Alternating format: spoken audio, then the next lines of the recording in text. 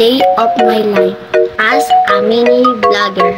Maaga ko gumising ngayong araw pero di ko alam kung ano gagawin ko. Laligpit ko muna ang higaan ko. After kong magligpit, naisipan ko bumaba para magkape.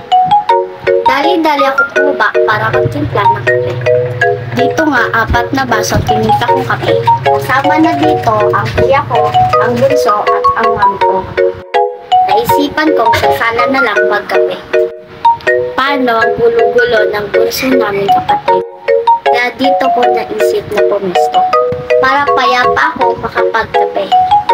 Habang nagkakape ako, iniisip ko kung ano sa susunod ang gagawin ko. Naisipan kong manood ng video sa cellphone ko. Pero nakaramdam ako ng init.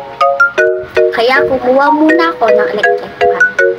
Grabe naman kasi ang init ng panahon ngayon. Umaga pa lang mararamdaman mo na ang init ng panahon. Dito nga, naalala ko may bagong pinadala sa amin. Di ko pa yun natignan kasi busy ako sa school. Sunod-sunod rin ang practice ko sa drum and line.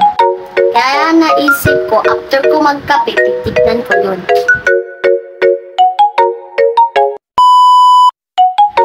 Dito nga, tinitignan ko ang laman ng box.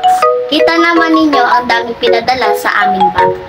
Isa-isa ko yung tinignan at sinubukan. Lahat naman talaga ay sobrang ganda. Kasama ko nga dyan yung gusto kong kapatid na si Sophia.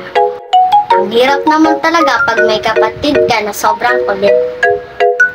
Yung gusto mong umawrat pero may maliit na magulo.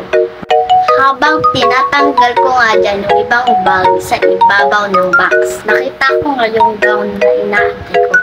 Grabe yung saya ko dyan yung mga oras na yan. Di ko pa kasi naranasan makasuot ng ganun gown. Ngayon pa lang.